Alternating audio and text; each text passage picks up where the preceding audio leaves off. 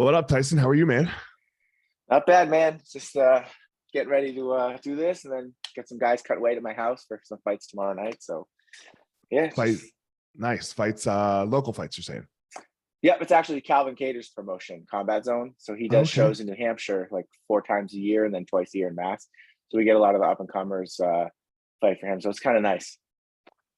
that's cool. He has his own promotion and he fights.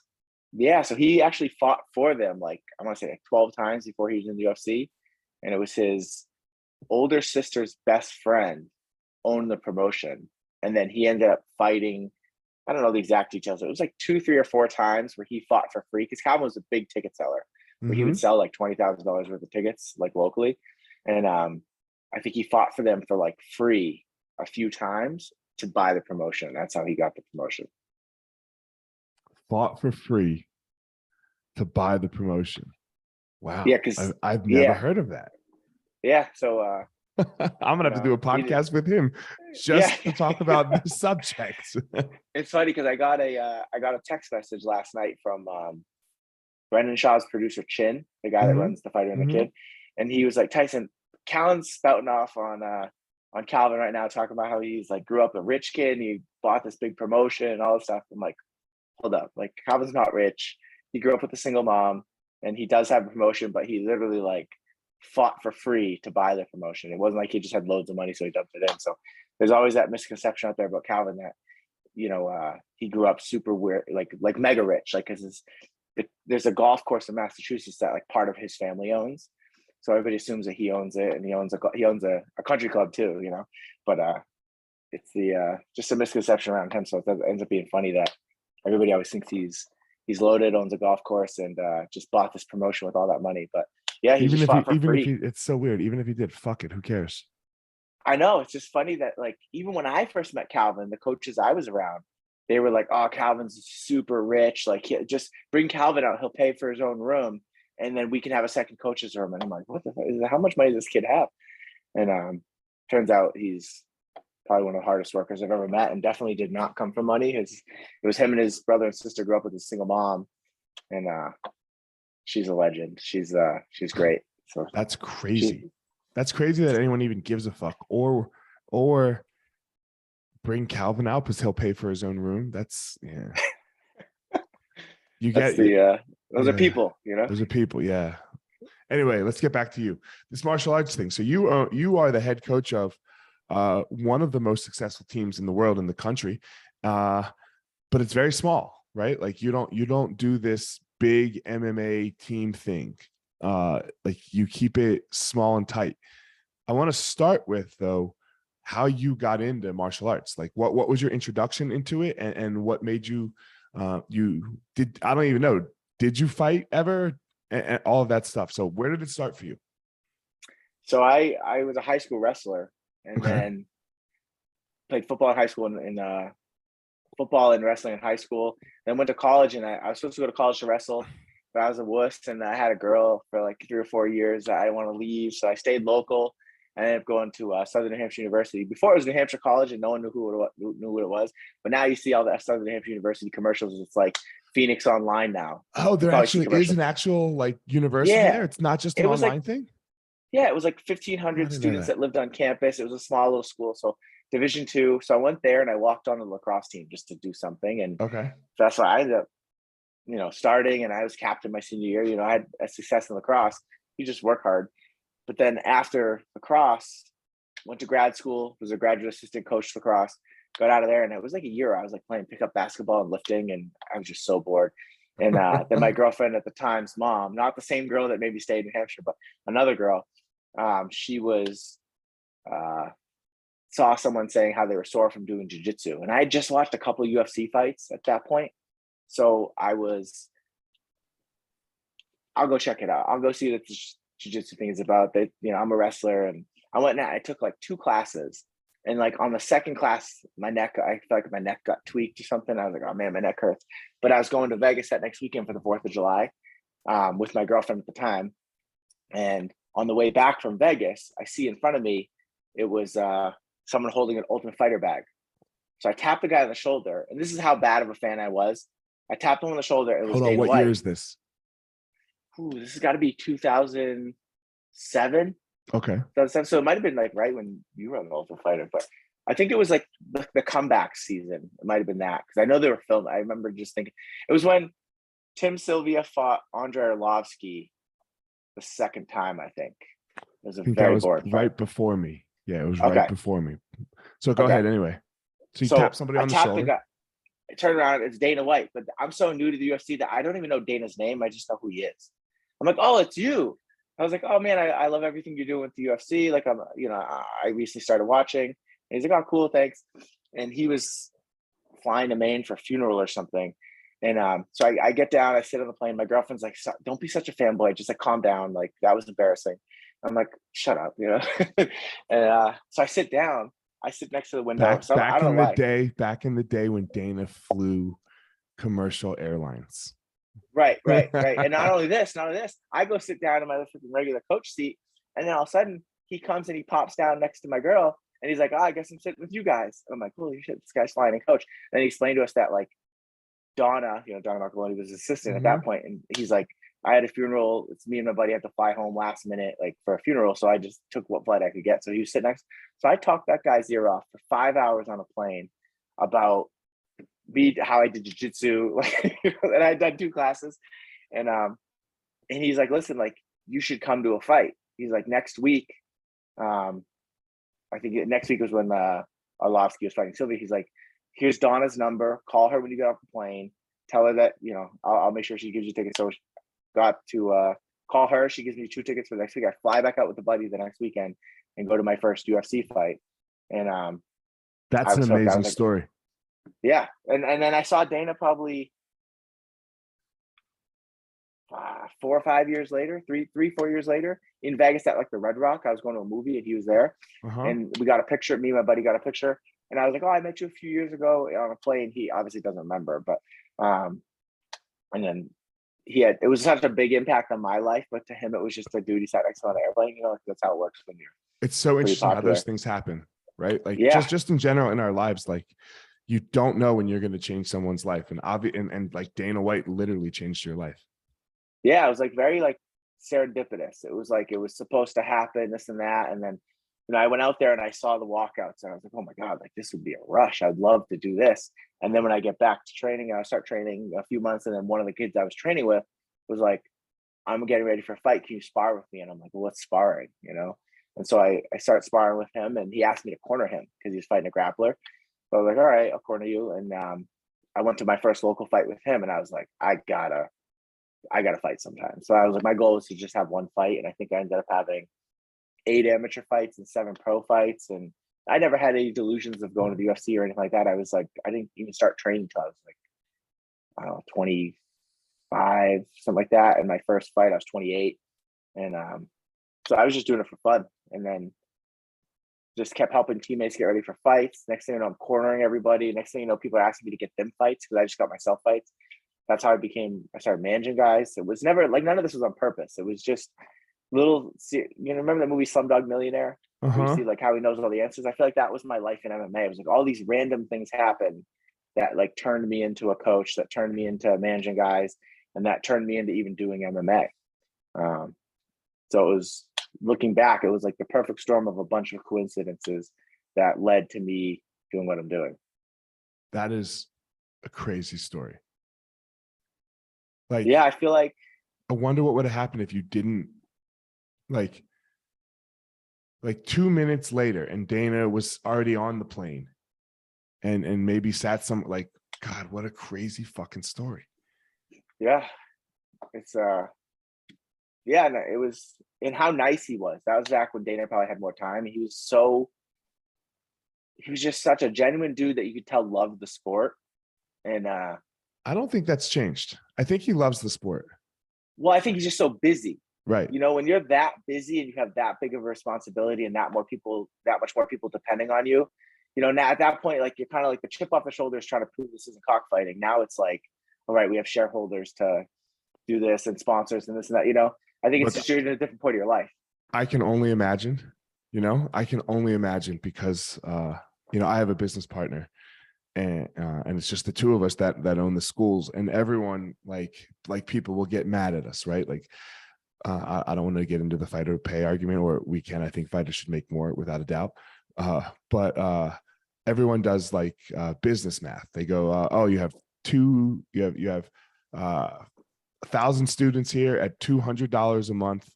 You know, that's this much money. Take 50 grand off for expensive, or 30 grand off for expenses, and that's all there is. And then you guys get the rest. And it's like, yeah, no. You know, like, so I can't imagine what that's like scaled up, you know, for Dana, you know. And he is stupidly rich. I can't imagine what that's like either. Like, just to have that much fame and that much power, and what comes your way, you know. Yeah, I mean, you know, we don't have to agree with everything he does and all the decisions, but sometimes I wonder, like, we don't have to agree with everything he does to appreciate what he's done, you know. And I think a lot of you guys, and you know, wouldn't have had the platform that they have. You know, we're on ESPN now. You know, that doesn't happen without Dana, and so it's like he's definitely like, you know, on the Mount Rushmore of MMA in terms of total impact on the sport, like easy. I think he is the Mount Rushmore. He has to be, like, like, I don't think there's anybody else, right? Because they're like, what he did for the sport, I don't know that anybody else would have done it. You 100%. needed that character. You needed his kind of bullshit attitude and things like that, right? Like, yeah, like I'm too nice of a guy. You know, like, it wouldn't have happened, you know. So I'd be overpaying everybody. Right. Yeah, me too. Me too. Yeah, me too. So all right, back to you. So you have your 15 fights, right? You said 8 and 7, something like, you know. What was the transition like into coaching, or was it just kind of seamless? Like, did it just kind of go? It was pretty seamless. It was I had all my amateur fights, and then friends started asking me, because I wanted to leave an impact on the sport. I remember talking to local promoters, and pretty much back then it was like every fight card was pretty much all pros and some amateurs. Back then you didn't know if you, like, Calvin never even went amateur because he didn't know you could, you know. And then there was starting to like put like pro-am shows on where it was like some amateurs, and then the focus was always the pros. And then they started doing a little bit more amateurs. Like I had, you know, I started out, I think 6-0 locally, and then 7-0 locally. And I remember when I was like 3 or 4-0, I was like, hey, do you guys do amateur titles? Because I was like, I never really had any visions of going pro. I had a desk job. I was working in tech sales. I can't be going and getting my face sliced up with elbows and, you know, get my teeth knocked out. So I was like, this is just a hobby for me. Like, I would love to get a belt someday, you know, and just have something to show my kids one day. And they like laughed at me. They're like, why would we do amateur titles? That's like the dumbest thing you could do. And I was like, well, there's not everybody that's doing this to try to go to the UFC. There's people that do this as a challenge, it's a hobby, and you know, there's different motivators for everybody. And I think there's a big market for that. And they were like, no. So then I finished like 7-0, and then I went out to Vegas and fought for Tough Enough. Fought for a title there. That was my first loss. But then when I came, like, my phone rang the next day, and it was a local promoter. He's like, hey, we're going to start doing amateur titles now. We'd like you to fight for our first title. And I was like, my job is done here. I'm going to turn pro now, you know. And then now you look back, and all these guys that like were in the same position as me have a platform now to go and actually make money as an amateur. You know, these guys are making 50% ticket sales, you know, making $10,000-$15,000 in an amateur fight with sponsors and this and that, and they get to have a belt. And you know, there's unfortunately now on the manager side, I made my job harder, because pretty much every show is, you know, 12 amateur fights and 3 pro fights, because you can make way more money on the amateurs. They sell more tickets. You don't have to pay them. But yeah, that was really my goal. And then as I was doing that, guys were asking me to get them fights. Hey, can you get me one fight? Can you get me a fight? Next thing you know, I'm getting all of my teammates fights. And then, you know, I was probably one of the better grapplers on the team. I think I was a purple belt, and no one else was even ranked in jiu-jitsu at the time. And I was already 3 or 4-0 in MMA. Who did you train jiu-jitsu with? I got it was under technically I'm under like Daniel Gracie and Giuliano Coutinho. It was Roberto Maia, Boston Brazilian Jiu-Jitsu. Yep. And then he had a satellite school, which was Danny Morera, and that's where I got my purple belt from, North Shore Brazilian Jiu-Jitsu. So I got my purple belt from him. I think I got my purple belt in like 2.5 years or something. I was like, because I was training like 7 days a week doing privates, and got my purple belt there. And then that's when I started training at the MMA gym. And just started getting all my teammates fights because hey, can you get me a fight? Can you get me a fight? And then they all had me corner them. So I was like the second or third corner. And then little by little, it turned into taking on more responsibilities like, hey, can you run this practice? I'm out of town. Or can you just, next thing you know, I'm running the whole fight team and I'm getting ready for my own pro fights. But if there was an odd number, I was like taking rounds off because I was like, all right, these guys, this is what they do. This is just a hobby for me. So early on, it's like I started prioritizing my teammates over my own schedule because I felt I don't want to be the selfish guy running the class, but then getting my rounds and making other guys sit out. Mm-hmm. So I was just like giving them the rounds, and cornering guys. And next thing you know, was Rob Font got into the UFC, and next thing you know, now I'm managing a UFC guy, cornering a UFC guy. So are you full on managing Rob at this point? Yeah. So I was technically called the manager until 5 years ago. Everybody just called me. I cornered everybody, but I was always just known as, oh, Tyson's our manager. And other people were called coach. And then when we broke off 5 years ago, we made a change, started the Cartel. And that's when I finally started getting called a coach. So before that, I just had TopGame management. And I was managing I keep that small too. I got like 30 guys. And Rob was the first guy I got in the UFC. And then when that happened, a lot of the other schools from New England, the coaches I was friends with, started talking to me about their prospects. Hey, can you help me with this guy? Can you help me with this guy? And that's how I started managing guys. I have a question for you. Do you only manage guys that you coach? No. So I only coached 4 guys. Right. But on purpose. So I managed like 30. And even that is like, I don't really recruit. It's like just kind of I just had Emily Ducote beat Jessica Penne in her UFC debut. She was the Invicta champ. I managed her because when I was in Oklahoma City for a UFC fight, I had reached out to a local gym to see if we could train there for the week. Me and that coach stayed in contact. And then about a year and a half, 2 years ago, he reached out. He's like, hey, I got this girl that fights in Invicta. It's actually his girlfriend too. And now it's his fiance. He's like, could you help me manage? I think, it'd be nice not managing my fiance. And so I started managing her. Does he coach his fiance? Yeah. Yeah, so that's terrible too. There's too many things. So he's like, could you take on the manager role? So that's how I started managing a girl in Oklahoma.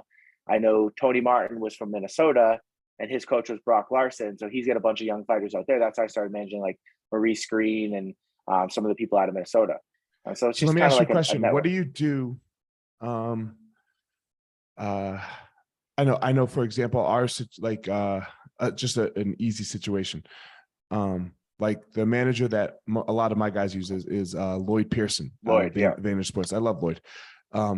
And sometimes he has to have guys fight each other. How do you have you run into that yet? Like where that would be a good problem to have because it means that they would probably be in a contender fight in UFC. Okay. I've never ever had guys fight each other, but I only got 30 guys.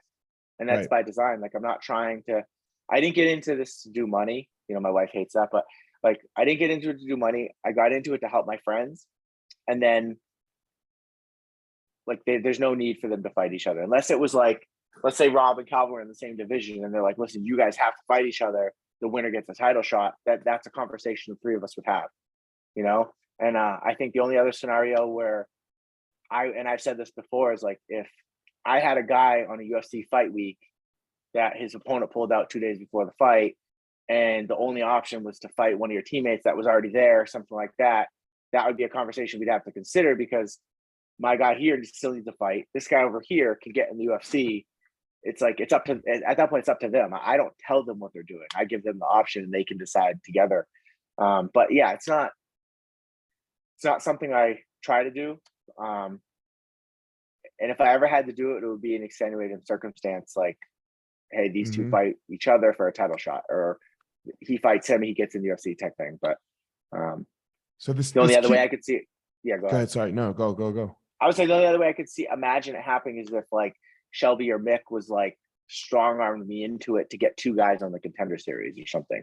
But if they were like, this is the fight we really want to see, but that's not, that's not ideal. And I think as long as you don't scale too big and go too deep at too many weight classes, then I think it's usually a problem that is for the most part avoidable.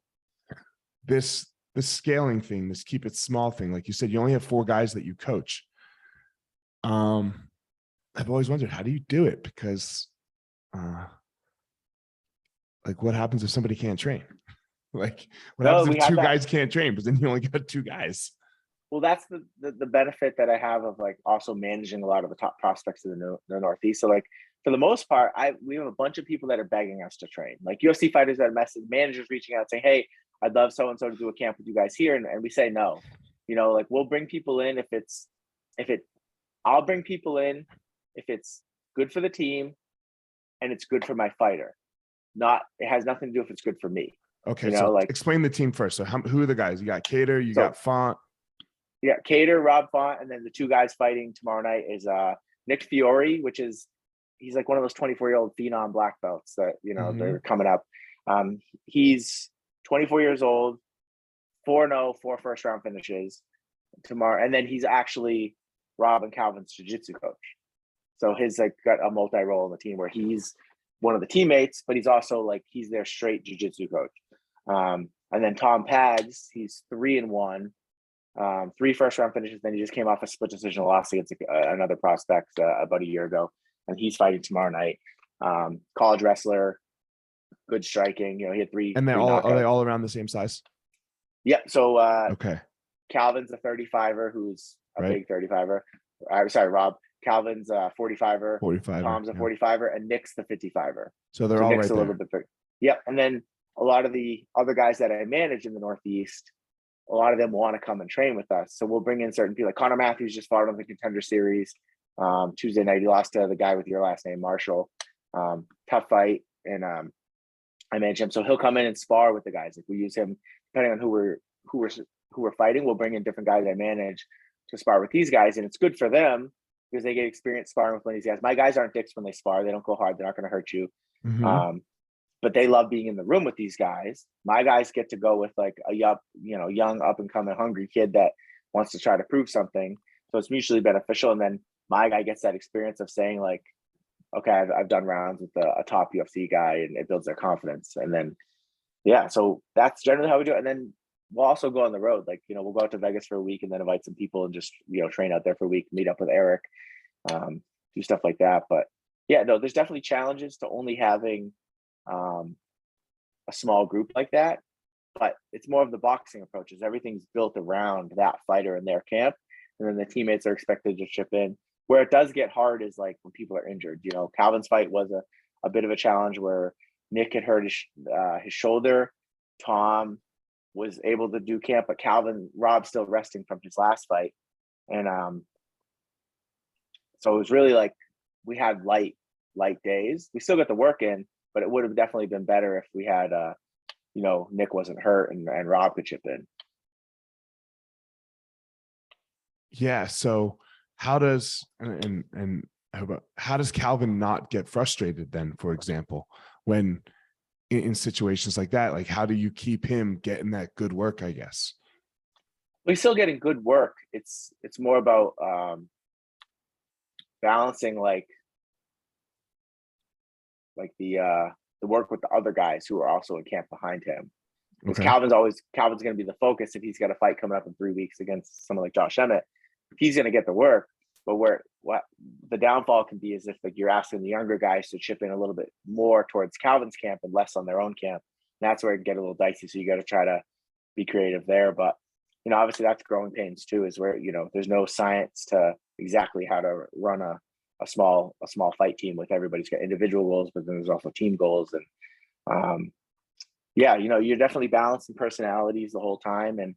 But I think a big caveat to that is we're very selective with who we let on the team. Tom and Nick, they had to earn the right to be training with these guys every day and earn the right to you have to show us that you're going to work hard. You have to show us that you're going to put in selfless work. You have to show us that even when you don't have a fight, you're around, and that right after your fight's over, you're coming back in to help the next guy. And, there's definitely a good vetting process. And if you don't fit into the work ethic or the personalities or any of that, then you're kind of just going to get pushed out anyway, because you're not going to get welcomed like some other people would. Where do you train? Do you have your own gym? So we have, we have like a little studio in, I think a guy outside my house trying to knock on the door. He's like the landscaper or something. But we have a small studio in Lawrence, Mass that Rob owns. But right when the pandemic happened, Rob got a little studio, and we've just been training there. But the goal is we've been trying to buy a building probably for 2 years now. And it's just the real estate sucks here. It's tough. You don't want to overbuy something. And then we even look trying to lease something and just trying to find the right place. It's just been a nightmare. But you're about to get a good deal. The market's about to crash. That's what I'm saying. Yeah, you're about to find a place. Market's going to change. So, and I've been telling the guys that we just got to be patient. We've got to be patient. Like we just got to chill. And we've been patient. We have people that are trying to help us out too, and just, hey, listen, like I'll buy the building. You guys do this, and so we got opportunities out there, but we're just really being patient. We're not trying to be make a dumb business decision. And so we have that, and then we have Hard Knocks Muay Thai, which is Jake Manini. He's our Muay Thai coach, so he's got a gym in Boston that we'll go to get Muay Thai stuff in and train with those guys. Well, sometimes we'll go spar there. And then we have the boxing gym in Haverhill. Sean Farley, our boxing coach, we have that gym that we have keys to. We can go to that whenever we want. And then we have the gym up in Maine where we go to wrestle, and we can go there whenever we want. So we got plenty of gyms that we can use, and that so we have our you own as spot. the head coach, hold on, I got to stop you. So you as the head coach, you don't handle all of the, they have their Muay Thai coaches and all of that. How do you manage this? Like, do they all have the same Muay Thai coach? Yeah. So everybody trains with Jake Manini. He's the Muay Thai coach. He's the head coach at Hard Knocks Muay Thai in Boston. Right. So he works with Joe Lozon now too. He works with pretty much all the Northeast UFC fighters. So he comes up to us 2 days a week, and then we go to him 1 day a week, and everybody trains. We cycle through. The wrestling coach is from Maine. In camp, we go up there 1 day a week. He comes down 1 day a week, and then the boxing coach is right in the town that they all live in. He's like 5 minutes from all them, and they'll train with him 2 or 3 nights a week. And then I'm usually at all the sparring sessions, and then I'm at all the mitt sessions that Jake does with them for Muay Thai. And then I'm at most of the boxing sessions because I do those really late and I'm with the kids. But and then I'm at all the wrestling practices too. So then we'll have the classes that they do with just me, which is more around the putting it all together, the drilling classes, and whether it be live jiu-jitsu, stuff like that. How the fuck is this worth it for you? It's because it's what I love, like it's what they say is like, find something you love and you'll never work a day in your life. And that's really what I feel. And, you've been on a team before, that brotherhood you feel with like your teammates. Like, unfortunately, time just keeps moving, and my days of fighting are done. And I found a new way to fill that competitive void is I'm with these guys in the trenches. Like I always say I'll talk about Calvin, like, yeah, we have one of the best jabs in the UFC. And people are like, what do you mean we? I'm like, well, I'm in it too. Like I feel like this is I'm just as invested as these guys are. Like I like to say that. I don't know if it's true because I'm not in their brain, but like you couldn't care more than I do about these kids that I coach and about the challenge of it. And then there's the whole game of, who you're coaching against and who can come up with the better game plan, and, and then coaching in the fight, but then putting the best camp together and trying to be creative with getting like the best out of these athletes. Cause it's not just saying something, they have to believe what you're saying. You have to be prepared too. And then you have to say the right thing, like I'm sure like what you guys said in the corner after that round the other night with Drew, like had an impact. He came out and he fought smarter that next round, but you guys don't just say that based off your experience. You say it off of the full camp you put in with them, the history you have with them, and then the video you watched on the other opponent. And then obviously the nuances of how the fight's going, the flow of the fight, and how your guy feels that night. And there's just so much that goes into it to yell the right thing at that moment. And it's like, do you ever feel like more alive than when you're in that corner and you're just screaming and the fight's going, the crowd's roaring? That's like where I feel like that's like my happy place. The only time I've ever felt more alive is fighting. Right. Like, but that's over. Yeah, right. That's what I'm saying. So like, I don't have that anymore. So this is my fighting. It's my fighting of, I'm going in against, like we fought Cody Garbrandt and he had Mark Henry running his corner. And I'm like, all right, motherfuckers, like you guys want to talk about Mark Henry being the best strategist in all of MMA and he's the smartest guy and this and that. And we're going to come in with a better plan than him. We're going to execute better than him. And I know that's not really how it works. Mark Henry's, it's not me versus Mark, but you put that chip on your shoulder and I'm like, we're going to outsmart this motherfucker. And it's like, and then you go and you fight someone like that. And then you see the flow of the fight and then you get feedback from the fighter. And then you go back and watch the tape and you're like, damn, we made better adjustments, and that's not a knock on Mark or anything. It's just, I felt like that fight was our night. We made great adjustments. We were always one step ahead of them. we kind of had an idea of what they were going to come out and try to do, and we were right. So it was like, that gives you that confidence of like, all right, we're doing something right here. So this is how I feel about former fighters coaching. For example, I am not the striking coach. Like in no way am I teaching you how to do your striking. But because I fought and because I had to get very good at striking, I understand what needs to be done very well on the feet, right? So in the fire, in the battle, I can be like, yo, we got to do this, right? Like this is what has to happen. Now, somebody else gave you the tools to be able to do all of those things, and that's, the team that you have to form. But as far as like in the fight, you have to, the head coach has to be able to see all aspects of the fight, even though I am a heavy grappler as you are, right? Like you have to be able to be like, Drew, this is what I need.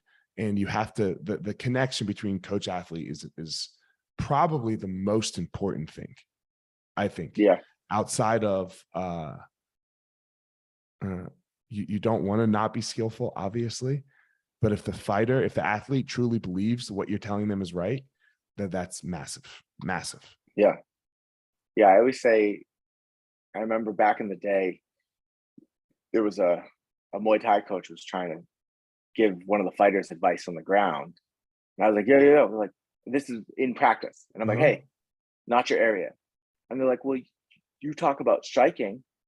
And I was like, I'm not teaching them moves. Like, I don't teach someone how to jab. I tell them when to jab, and there's a big difference there. And I think I stay in my lane. Like, that's why, like, when we started this whole team, I say, I'm going to bring in the best coaches for each discipline.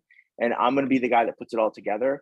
And I feel like I'm like, people say, oh, you're a black belt, you wrestled. Like, are you the jiu-jitsu coach? I'm like, no, Nick's the jiu-jitsu coach, because he's way better at teaching jiu-jitsu than I am. He's way better at jiu-jitsu. He's more current, the young stuff. There's like these moves, I don't even know what they're called anymore half the time.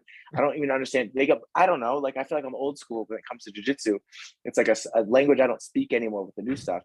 And I was like, but I'm an MMA coach. I can put the boxing, the Muay Thai, the wrestling, the jiu-jitsu, put it all together, and then come up with an idea of like, all right, what part of the sandbox can we stay in where we can use the best weapons available that don't become liabilities? Because, obviously you go out and kick a Division I wrestler to the body, you're probably getting taken down, and it's just those things, but then obviously much deeper. So I'm the one that, comes together, puts it all together, and then comes up with the game plan. And then I'll go to the coaches and I'll be like, hey, Jake, this is what we need to work on this camp. We'll collaborate a little bit. But I'm like, we're not throwing this. We're not going to do this. We need more of this. And then I'll go to the sessions, watch it, and I'm like, yeah, I don't like that for this, and we'll talk about it. And then, he's got no ego with that, and I don't have an ego. So there's collaboration there of like, he'll be like, hey, I'm thinking this could work. And I'm like, I don't think that works. Like, and I'll give you a perfect example is when I introduced Calvin to Jake, it was in UFC Sacramento, when Aspen Lab was fighting Jermaine Demarname or whatever. And I said, Calvin, I want you to come out with me. I had Mike Rodriguez fighting on that card.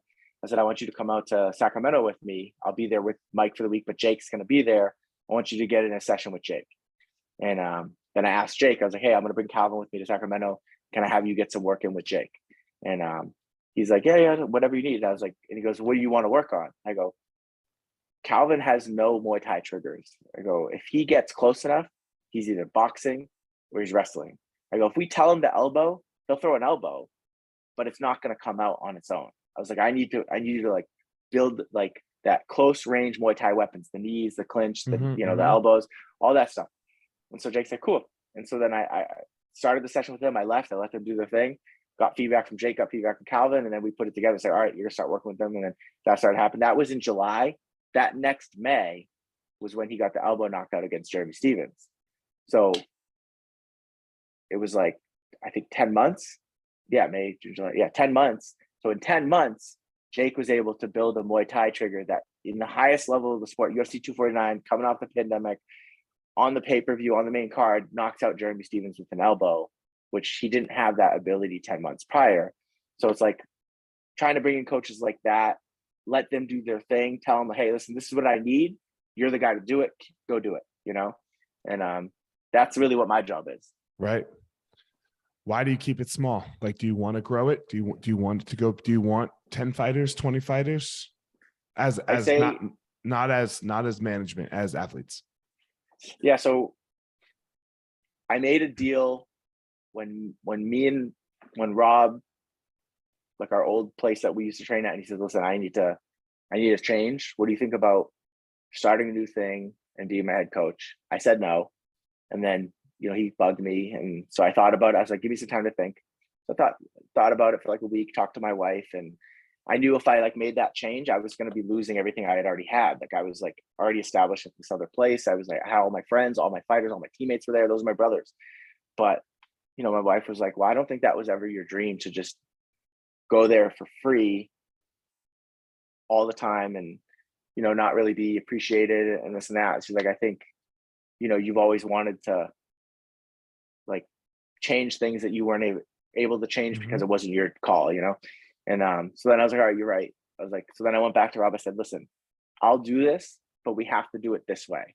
Because at that point, my focus was like, all right, I got Rob Font, a ranked UFC fighter, wants me to be his head coach, and our goal is to win a belt. And I said, here's how we're going to do it. And I came up with ideas like, we're going to take more of a boxing model. I'm going to bring in the best training partners, the best coaches, and everything's going to be built around you. And then he's like, well, I want Calvin to come too. And I was like, all right. So then we sat down. I said, this is how it's going to work. And I said, I'm going to build camps around you guys. We're not going to build your camps around the gym schedule. We're going to do everything based around you guys. And my main focus as a coach, until you guys are done fighting, is to get you guys UFC belts. And so everything I do is based around that. And then accidentally I started coaching 2 other guys because they were just the young guys that were around all the time. Nick's coaching jiu-jitsu and then he's fighting. And, it just turned into those 2 guys have like what Rob and Calvin had, good teammate coming up together, want to, chase a belt. And so we get those 2 guys right behind them. And really it's a loyalty. How are you going to say no? Yeah. How can you say no? How are you going to no, how are you going to say no to the next person? Because this is how it builds, right? Well, I do it all the time. No, but okay. I say that's the difference between me and other coaches is coaching isn't a business for me. It's turned into a brand. The New England Cartel, like we get sponsors, we make money, we have that. We keep it small, but I'm pretty sure we probably get more in sponsorships for the team than some of these bigger teams. Monthly endorsements coming in. We got a big bank account that just keeps building that we don't touch.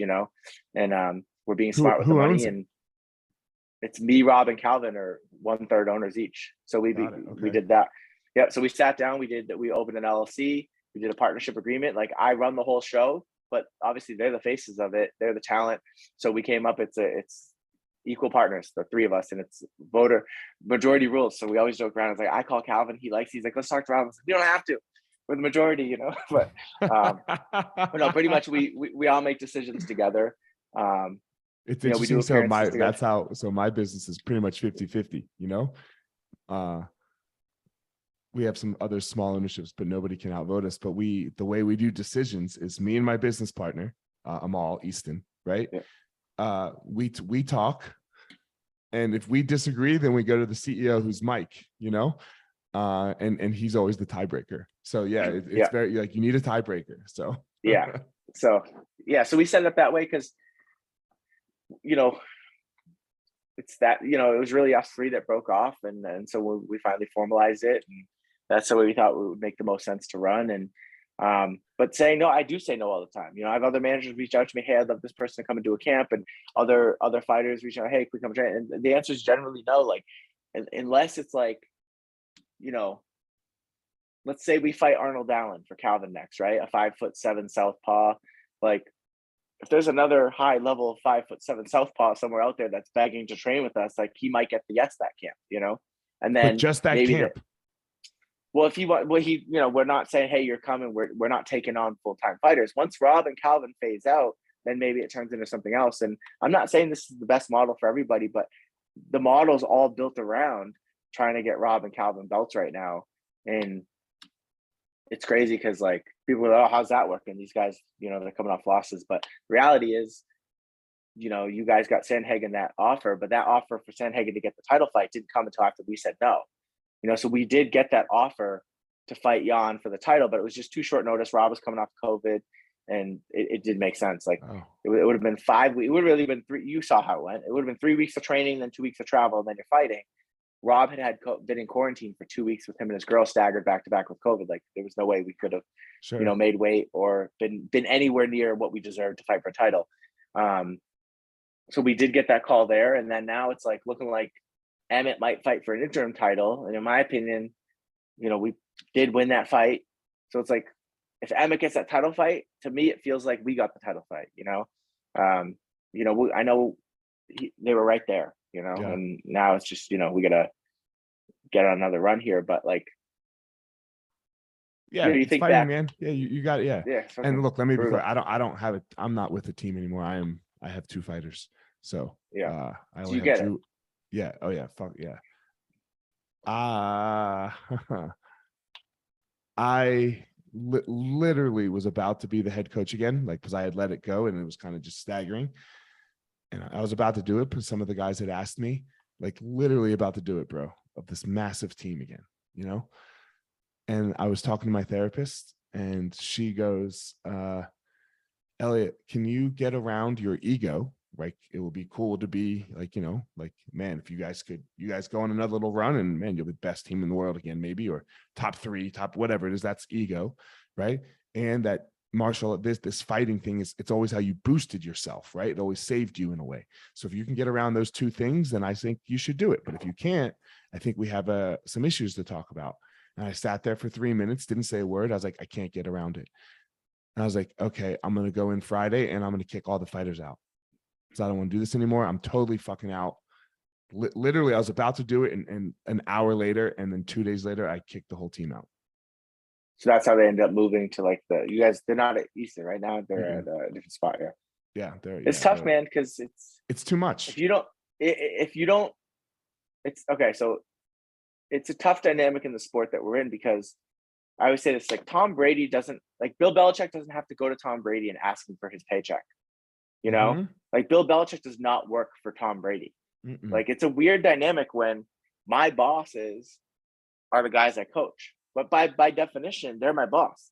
They can fire me, they pay me, so it ends up being, it's tough. And then, like there's not enough money to go around already for the fighter. And then so then at the beginning, you're like this hero that's going to make all their dreams come true. Like, oh my God, like, the young kids right now, they're like on the team. They probably, and I'm not saying this is with my guys, but I'll use my guys as an example.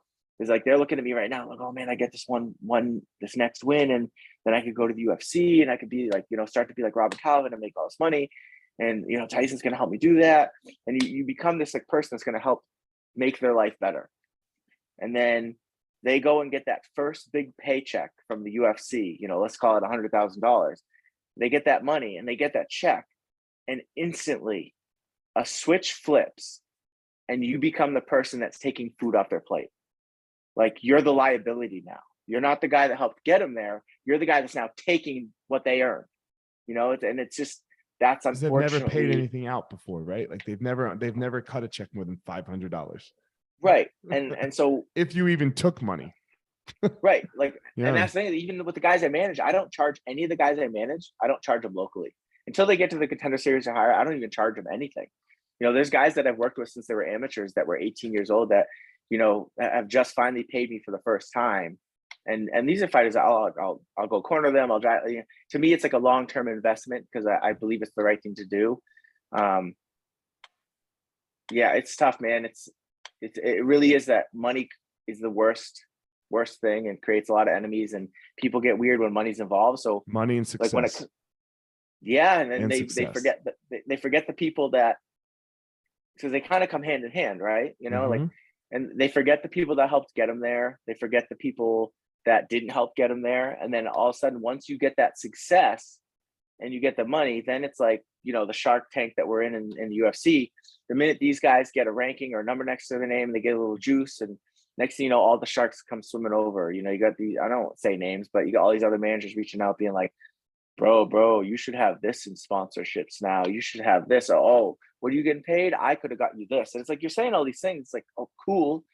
Like it's it's tough. You know, you get the It's a snakes dirty come game. out. Fighting's a It's a dirty game. super, super dirty game. And, It's a dirty you know, that's game. why I keep the circle small. And I tell these guys when I sit down to manage them, I go, listen, like, the goal is to get a UFC title, you know, like, and with that maybe comes $1 million check. If you're not comfortable at some point, like, think long and hard. If you're not comfortable writing me a check for $100,000 if you make $1 million, like, then this conversation doesn't make sense. You know, like, at some point, I want you to not look at me taking $100,000 from you, meaning, like, right now you're not even in the UFC. If in years down the road we get to that point where you make $1 million, you're going to write me a check for $100,000. I want you to be excited about that, and I want you to remember this conversation, because that means that all the hope and dreams and this goals and this blueprint and this roadmap that we all worked on together, me, you, your coaches, and we all worked on together, helped make that happen. So don't look at it as I'm taking $100,000, as I helped you make $9. I go, and furthermore, and I try to do this because I'm a coach too. I was like, listen, and your coaches, they helped get you there too. So I don't want to hear any of this bullshit. Like, you get there to the UFC and then you make $1 million. Like, oh, coach, can we renegotiate? Like, no, there's no renegotiating. Like, your coaches are investing time and money into you now for the hope that someday you accomplish your goals. And when you do, they deserve to get paid too. Like, this isn't like, there's no charity in this. How many times, like, are they missing Thanksgivings, birthdays, their wives' birthdays, all that stuff, their own birthdays, like holidays, Christmases? How many times are they doing that to help you get to that point? So when you get to that point, you write that check and you say, thank you for everything you've done, you know? And I try to defend the coaches a little bit there. And because I think it's game, bro. It's a tough game. Yeah. It's oh man, it's freaking brutal. Like, I get so fired up about it because I see both sides. I see the greedy fighter, and I'm not talking about any of my guys, but, like, I see the greedy fighter that wants to just not appreciate the people who helped get in there.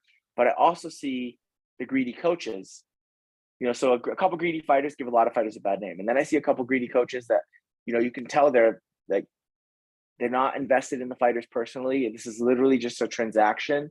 This is their job. They go to work, but they don't love it. They're just doing it to get the money, you know. And I won't say the name, but there was a guy that just recently won a UFC fight, looked great. He's paying his head coach 10%, as well as paying gym dues. And his head coach, who's his striking coach, held mitts for him 3 times the whole camp. It's like, all right, if that's how you want to run it, so that's why I don't have scale. Like, I don't want to ever be the guy that brings a guy to a UFC fight. He wins, he gets all this money, and then I say, hey, give me my money, when I don't feel like I earned it. Like, I have to give these guys what I wanted when I was a fighter. You know, I was pretty much running my own camp, had coaches that I would show up to. I had trainers. I didn't have coaches. You know, the difference between a trainer and a coach. Like, a trainer is the guy that you can show up at 5 o'clock. You're going to hit that. You're going to leave. He's not thinking about you before 5. You're going to get a great workout. He's not thinking about you after. Yeah. And he's not thinking about you after you leave at 5:45. He's not watching video. He's not going to bed thinking about your fight. You know, a coach, he's the guy that's, like, waking up thinking about, like, all right, what should we work on today? Like, here's what I want. But I noticed this yesterday. Like, I think if we do this, and then he's calling the other coaches, like, hey, you know, I was thinking this. Like, he's living your fight camp. You know, and he's going to bed thinking about, how did that session go? Like, what could we do better tomorrow? I've been noticing this. I think we got to pivot tomorrow to do that, because I've been noticing that he hasn't been picking up on X, Y, or Z. What different drill could we do? Because I don't feel like the way I'm delivering it is resonating. Like, that's a coach. The coach is the guy that when the fighter wakes up at 2 a.m. and can't sleep and he's worried about his weight, he's calling you and you're giving him reassurance. You know, the coach is the guy that's going to not go to his kid's thing because you woke up stressed out and you need to go for a jog, and you don't want him to go to jog for himself because you know it'll mean something if you're there, you know. Like, that's a coach. And there's not a lot of coaches. And I think there are coaches with potential, but they have too many guys to actually be coaches. So then that's where it gets slippery. You turn into a professional corner. At that point, your job isn't necessarily to train fighters anymore. Your job is to corner fighters and work a fight week, which is a whole skill in itself. But that's where it gets slippery. And that's why you see all these gym changes, because you have these guys that build up a gym, then get all these guys in the UFC. And now all these other guys got your attention when they were little. So the young guys see what you're capable of. And then you're in the UFC. And then next thing you know, you're working 4 out of every 5 weeks. You're gone 5 nights. And the young kids, who are they working with? They're working with the trainers that are under you. So you're not really their coach. You're the guy that's going to corner them on TV. But their coaches are the young trainers that no one knows their names. And so then what happens? That coach is like, feels disenfranchised. He's not getting paid. You're not even tipping that guy out. So that guy's like, hey, listen, I can't do this anymore. Like, I'm basically a volunteer doing all the work, getting none of the credit or the money. I don't work for free. He branches off, and 4 or 5 of the fighters go with him. And that's how you see all these little factions happen. And it happens at every gym. It's up and down and up and down. And man, it's a weird sport. That's why I left.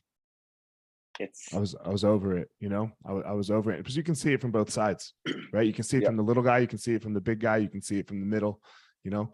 So it's just too much and it's too dirty. So I teach martial arts and I have my fighters come train with me. So it's amazing. I feel you 100% on this. Yeah. So do you I have a question. Like, yeah. I'm interested to get your take on this. Do you think MMA, do you think of MMA as a martial art? No. I don't either. It's a business. It's a sport and a business. It's a sport and a business. Yeah. Okay. Because I like, because what I've noticed is I've noticed that fans do it, but also coaches do it. It's like when you do something disrespectful as maybe an athlete, oh, this is martial arts. That's not the martial arts way. No, it's not. It's like, all right, well, it's not. This isn't martial arts, you know. But I see the coaches do it too. The coaches, they put their hat on now. One day they're sorry, I can't be there for you. I have a family thing. So now they're a dad. And that's justified because they're being a good dad. But then all of a sudden they're like, hey, I can't be there. I have a business to run. I got to go do a seminar somewhere else. It's like, well, okay. So now you're a businessman. But then when you do something like you go to another gym or this and that, or do something, hey, that's not the martial arts way. That's not loyal. That's not how martial artists act. It's like, well, martial artists also don't prioritize like business and family over their martial art.